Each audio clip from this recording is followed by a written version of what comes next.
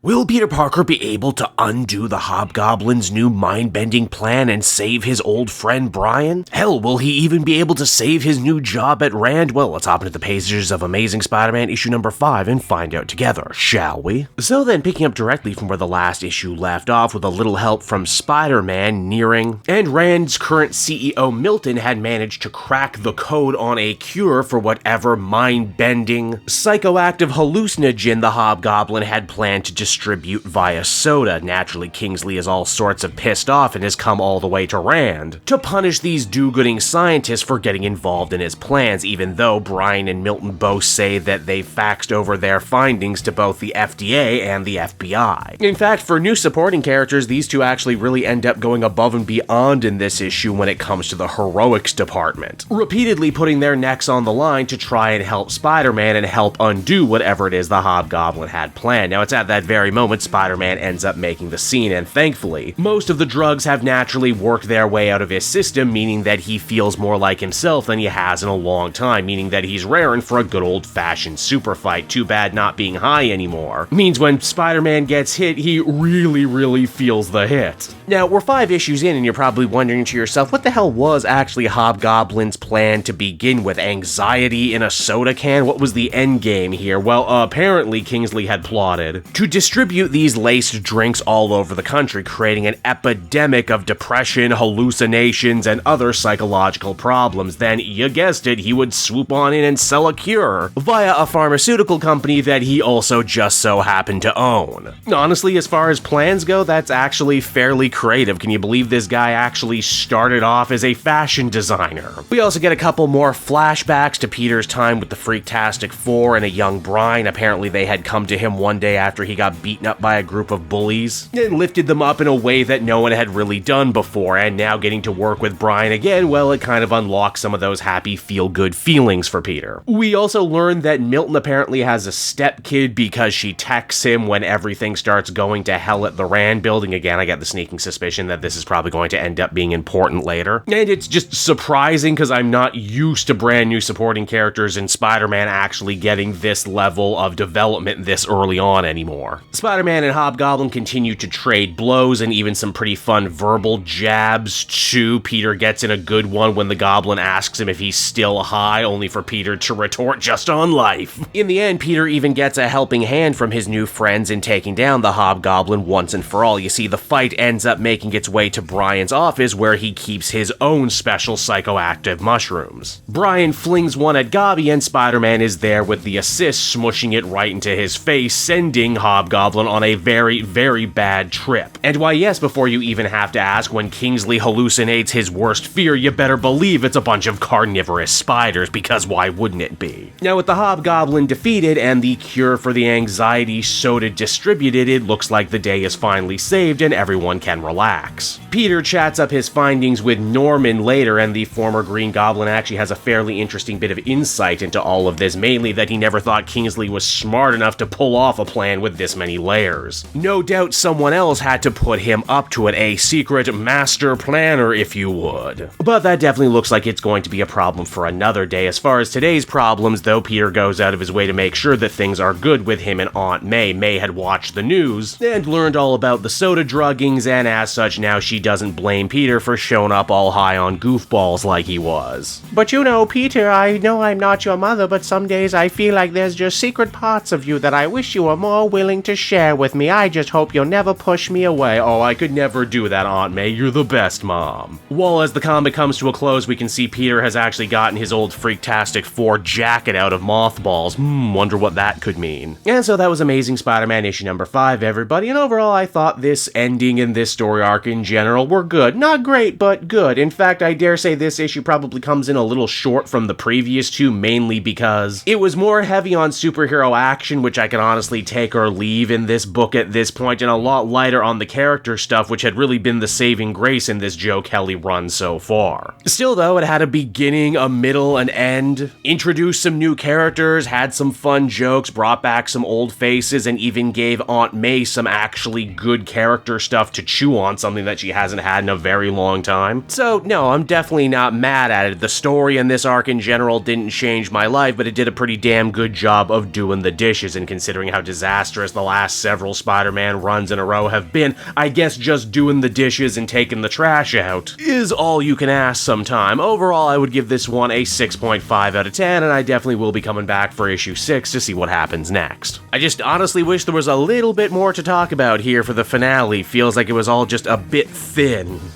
Hey there everyone, it's your pal Cape Joel again, and if you're seeing my face right now, that means you watched to the end of the video, and I'll always be grateful for that. Retention helps in this crazy YouTube game, and so does becoming a patron. If you head on down to the description, you can find a link to my Patreon page. Recently just redid all the tiers, a lot of cool stuff offering up there, exclusive commentaries, exclusive polls, behind the scenes concept art for Capes and Quest. That's the brand new D&D show I've started soon. Never been a better time to become a patron. You can become a patron for as little as $1 a month and help the channel grow and, help me continue to deliver content like what you just saw. So I want to thank you all, and I will see you again next time. Bye-bye.